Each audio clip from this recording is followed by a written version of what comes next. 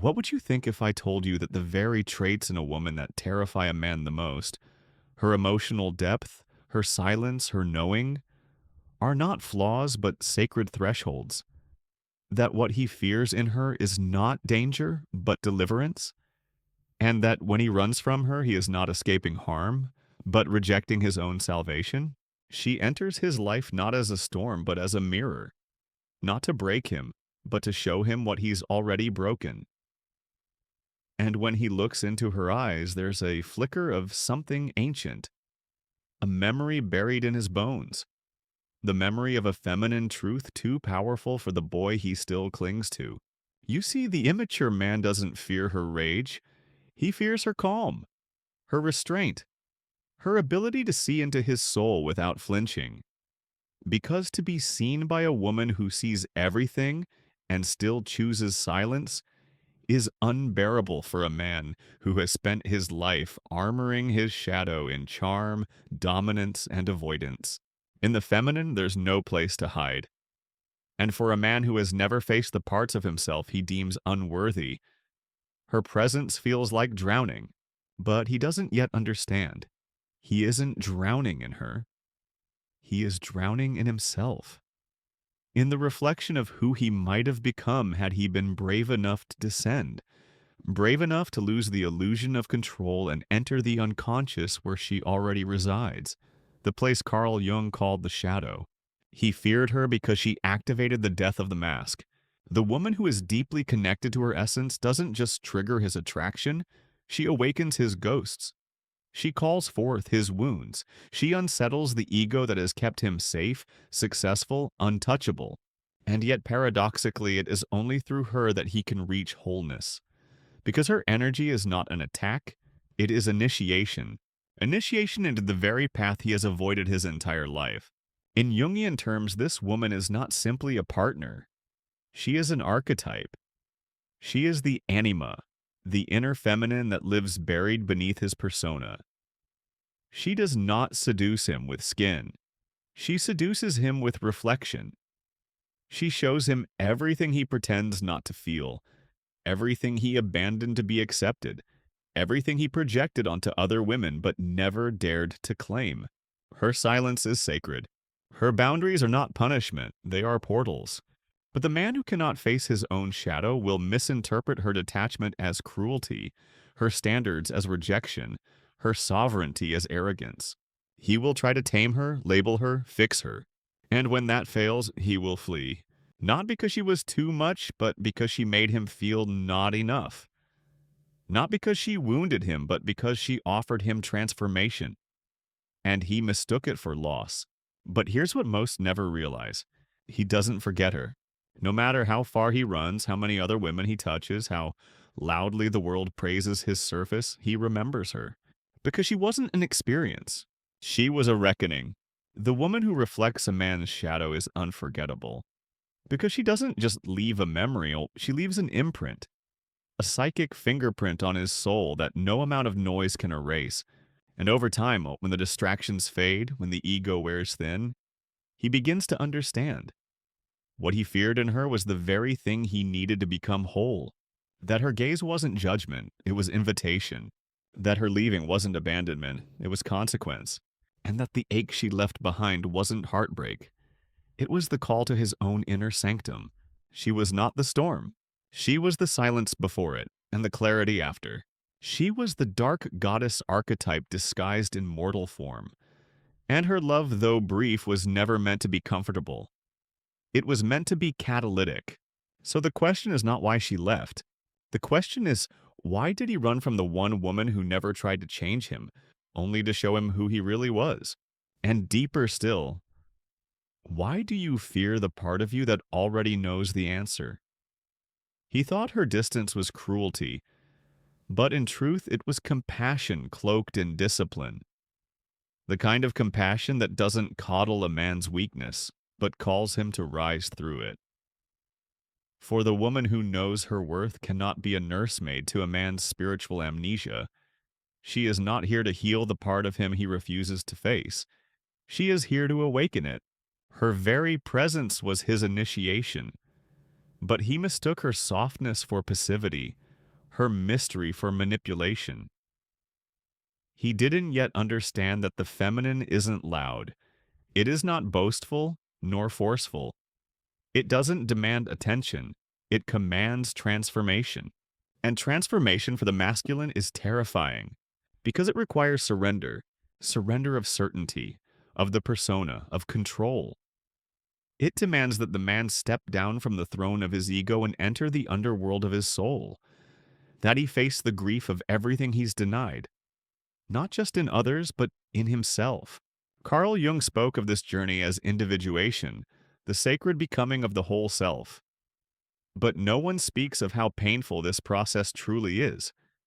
No one speaks of how many illusions must die for the truth to rise. And so most men run. Not because they are evil, not because they are weak, but because no one ever taught them how to die and be reborn without losing everything they think makes them a man. And yet the feminine, in her deepest, most spiritual form, asks for nothing less. She does not want the surface of him. She wants the soul of him. Not the protector, but the penitent. Not the provider, but the pilgrim. She calls not to his pride, but to his ashes. And if he cannot rise from those ashes, then he is not yet ready to stand beside her. Do you know what it feels like to be a woman who loves a man's potential, but is forced to walk away from his reality? To ache for what could have been, but be loyal to what is? It is not bitterness that keeps her silent. It is reverence. Reverence for her own energy. Reverence for the truth that love cannot carry a man who won't walk his own shadowed path. She may see his soul, yes, but she will not drag it to the light. Because the truly empowered feminine knows this, the masculine must come willingly. Not through guilt, not through seduction, not through fear, but through surrender. And so she leaves, not as an act of punishment, but as an act of self-respect. She leaves knowing that the man she awakened may never understand what he lost. Or worse, that he will only realize it too late, when her image appears in dreams, in echoes, in regrets that arrive too quietly to fight and too loudly to ignore. He will see her again, not in the world, but in the mirror of his aloneness. And maybe then, as Jung once wrote, until you make the unconscious conscious, it will direct your life and you will call it fate. Maybe then he will realize that the woman he feared was not his enemy. She was his oracle, the one who walked into his life not to complete him, but to confront him. And the moment he grasped for her instead of facing himself, he chose comfort over completion. But the ache remains, and that ache, if he allows it, becomes alchemy. Because suffering, when transmuted, becomes wisdom. Longing becomes initiation. Regret becomes reckoning. And only then, after every mask has burned, after every delusion has fallen, can he see her clearly. Not as the woman who wounded him, but as the woman who revealed him. So many men spend their lives trying to control what they do not understand, only to end up ruled by it. But the man who is brave enough to lose the illusion is the one who will find her again, not as she was, but as she truly is, the divine mirror of his unclaimed soul. And you, watching this now, must ask yourself, do you recognize the woman you once feared? Do you see her not as rejection, but as redirection? Not as judgment, but as initiation? Because if you do, then you are no longer running. You are remembering. And remembrance, true remembrance, is not a passive act. It is violent, not in the way of harm, but in the way of undoing. For the ego does not dissolve gently. It fights, it screams, it claws to maintain the illusion that it is the center of everything. And yet there comes a moment, subtle but seismic, when a man realizes that what he feared in her was not her power, but his own reflection. The shadow, as Carl Jung defined it, it's not just the dark aspects of our being, our envy, our rage, our desire to control. It is also the repressed light, the truth we hide, the beauty we deny, the brilliance we've been too afraid to claim because it would require us to become someone we no longer recognize. And she was that mirror. She didn't just reflect the parts of him he hated. She reflected the parts of him he abandoned. She was the chaos he avoided, the softness he shamed, the silence he drowned out with noise and distraction. She was everything he thought he had outgrown in his pursuit of being a man: vulnerability, emotion, reverence for mystery. And yet, standing before her, he felt more alive than he ever had. That was the terror. That was the pull. Do you understand now why men fear the feminine that does not seek to please? Because she sees. She doesn't argue. She doesn't chase. She doesn't need to explain. She knows. And when a man has lived his life running from himself, the presence of a woman who knows him, not in flattery, not in ego, but in soul, becomes unbearable. Unless he's ready. But readiness is not comfort. Readiness is sacrifice. A man must be willing to give up the life built on half-truths to stand in the naked honesty of wholeness. The man who is ready does not ask the woman to wait. He does not ask her to prove herself, to make herself smaller, softer, easier to digest. He does not fear her silence because he has made peace with his own. He does not punish her boundaries because he honors his own. And most of all, he does not fear her intensity because he has met his own shadow and bowed to it. Some women walk away, not because they want to, but because they must. Because they know that their love is not meant to be a balm for a man's avoidance. It is meant to be the fire that reveals whether he will rise or retreat. She will not wait. Not because she lacks devotion, but because she possesses discernment. The woman who holds the deep feminine knows her energy is sacred. She is not here to be consumed. She is here to catalyze. So when she walks, it is not an exit. It is a ceremony. The initiation begins when she leaves. For the masculine, absence is not emptiness, it is echo. And in that echo, he begins to hear his own soul for the first time. You see, she was not his salvation. She was the door. And he was the one who had to choose whether to walk through it. Some men will turn back. They will return to distraction, to performance, to the roles they know how to play. But others, the rare ones, will fall to their knees in the dark. They will not seek the light outside, but dig into the soil of their psyche, clawing through the layers of denial until they reach something real. And when they do, they will remember her not as the one who hurt them, but as the one who called them forward, called them home. But the home she built was never meant to house his unworthiness. It was built for truth, and truth demands everything. That is what he feared in her, that she would see everything he could not hide, that she would require everything he could not yet give, that she would awaken everything he was not yet ready to feel. But now, if the pain has taught him to sit with what once shattered him, then maybe, just maybe, he is ready to feel it all. And feeling is the beginning of freedom. There are men who spend their entire lives avoiding feeling. They fill their days with conquest, their nights with noise, their hearts with armor. They build empires out of detachment, fortresses from routine, not realizing that their greatest wound is not failure, but emptiness. The kind of emptiness that comes not from lack, but from self-abandonment. And then she appears, not as a rescuer, not as reward, but as reckoning. She is not what he wants. She is what he needs, and that is far more terrifying. Because want can be managed. Need cannot. Need exposes. It strips away the layers, not with violence, but with unbearable stillness. She enters, and suddenly the armor he once wore so proudly begins to suffocate. Not because she asks him to take it off, but because he finally notices how heavy it has become. Her presence speaks a language older than words. It calls not to his ego, but to his soul. It doesn't seduce, it summons. And what it summons is what he buried long ago. The boy who dreamed, the man who felt, the soul that once knelt in awe before beauty and mystery. That soul is still alive, but it has forgotten how to speak. And so she waits, not with patience, but with power.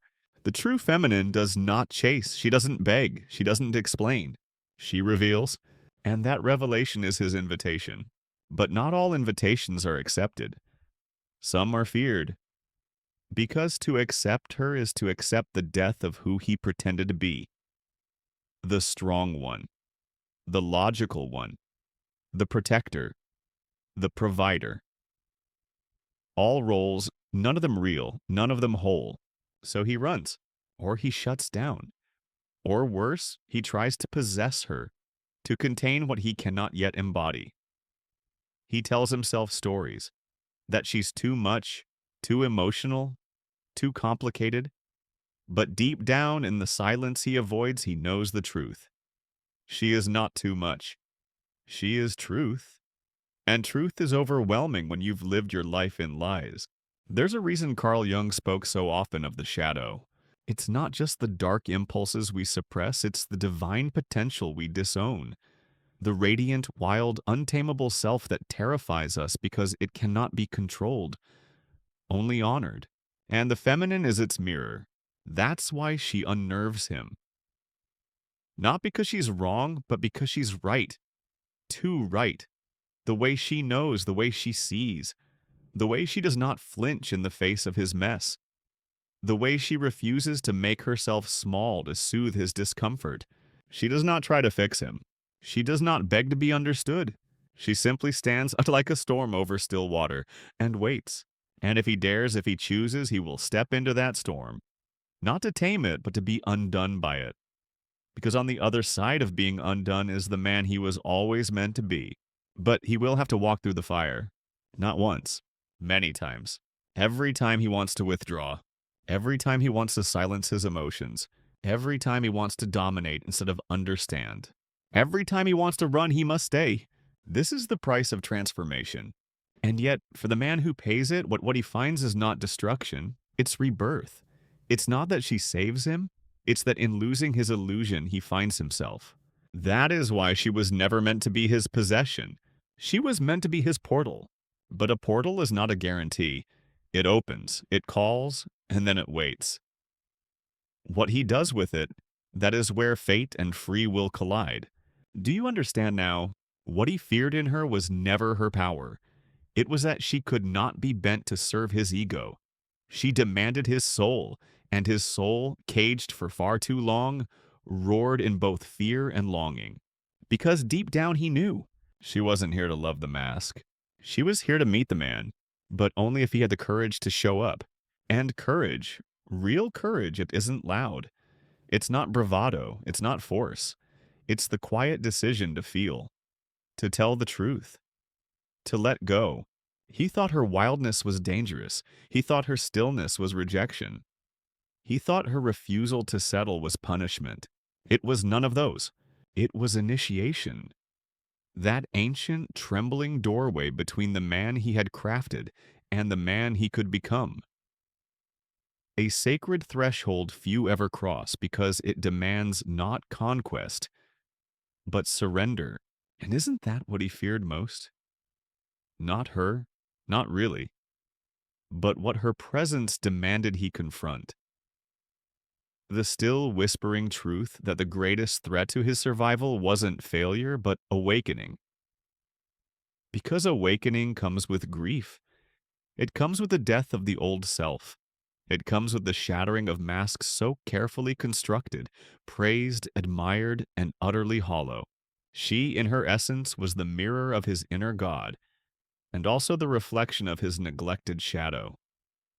He saw in her eyes everything he ran from, and everything he secretly longed for. That contradiction split him open. She was softness, but also fire, silence, but also thunder, graceful detachment, but full-bodied truth. She was the paradox his soul needed, but his ego couldn't hold. So he did what unready men do. He denied her, projected his fears onto her, called her names, labeled her as the danger, the unpredictable force, the woman who would ruin him. But what she would ruin was only his illusion of control. And in its place, something eternal, something real. Carl Jung understood this intimately. The feminine is not just the woman. She is the anima, the internal bridge between the conscious masculine and the divine. She is not an accessory. She is an axis. She is not a test. She is the teacher. And in resisting her, the man resists himself. So again and again he walks away. He fills his world with noise and novelty. But every time he closes his eyes, he hears her voice, not in words, but in knowing. the kind of knowing that cuts through lies, that calls him back, not to her, but to himself. And she does not wait. She expands. Because feminine power, real feminine power, does not revolve around whether a man awakens. It is not dependent on his arrival. It is rooted in truth, even when truth is lonely, even when truth is misunderstood, even when truth costs her love. She leaves not to punish, but to protect the sacred. Her departure is not abandonment. It is alignment. Because to remain would be to participate in her own silencing. And a woman who has met her own soul cannot shrink to fit a man's denial. She knows what he doesn't yet, that to love from the void of unconsciousness is not love at all. It is survival. It is transaction. It is performance. So she steps back into the deep, into the sanctuary of her solitude, into the womb of her own becoming. And there she does not wait for him to follow.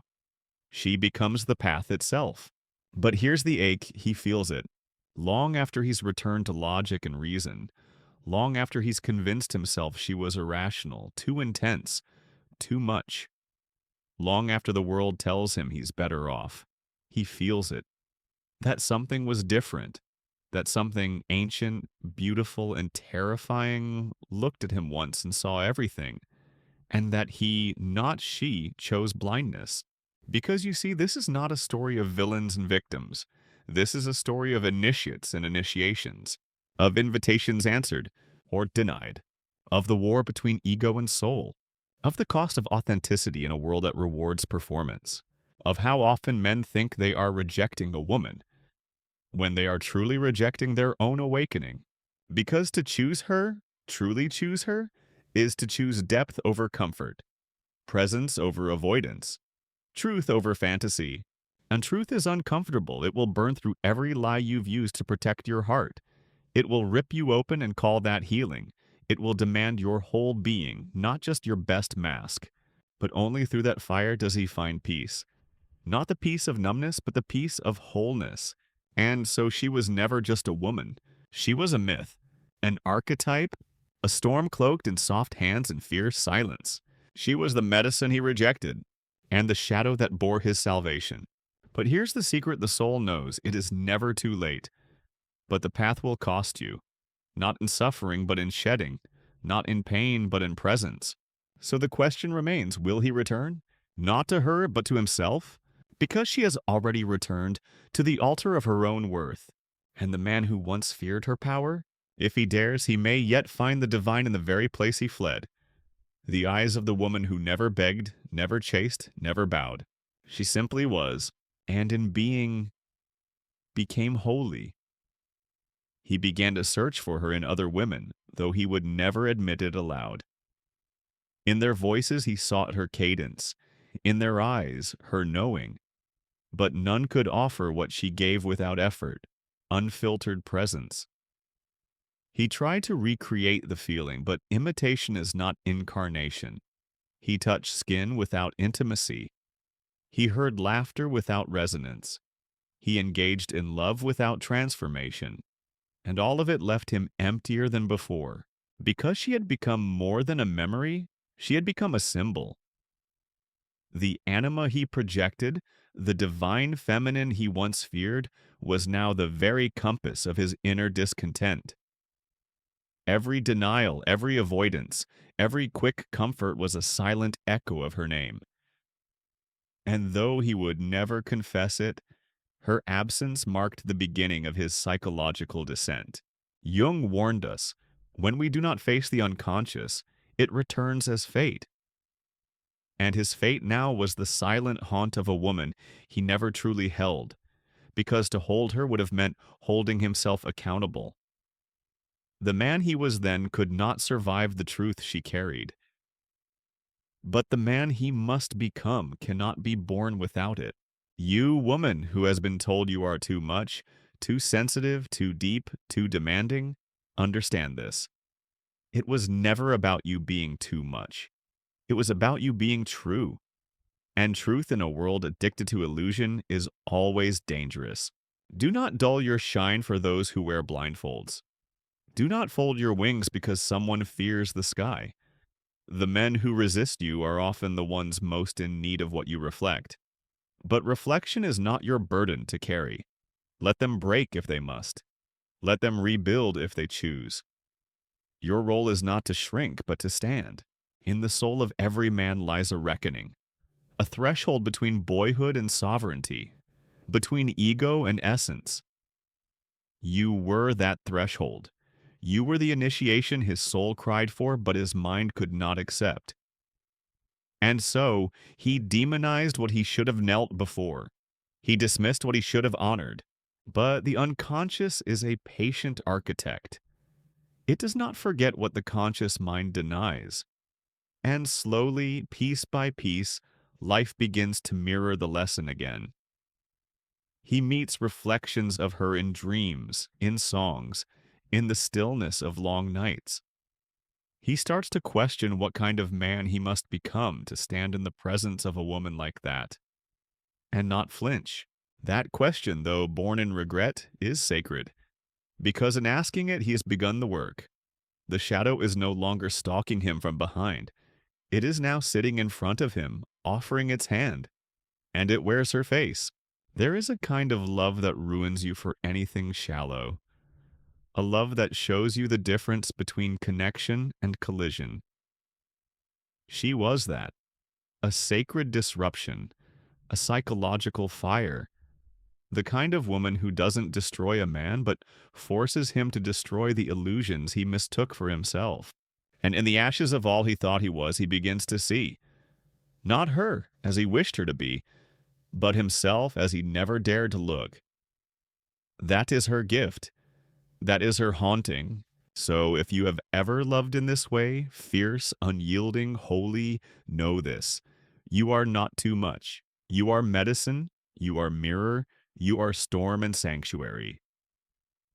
And the man who fears you today may one day build temples in your name, in silence, in solitude, in the shadowed corners of his own awakening. And now he knows.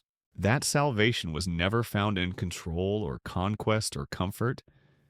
It was always in the woman he could not own, the one who asked for nothing but required everything real, the one who did not stay to fix him, but left so he might face himself. She became the myth he couldn't outrun, not because she vanished, but because she revealed. In losing her, he met his truth, and in meeting his truth, he finally saw her, not as the enemy of his peace, but as the invitation to become whole. No, she was never too much. She was the exact weight of what he denied, and maybe he'll never get her back. Maybe she was only ever meant to pass through like fire, consuming the false and leaving only what could survive. But the man who faced his shadow is not the man who first met her. And in that, perhaps, she did save him after all. Because the woman who knows her worth doesn't chase, she chooses.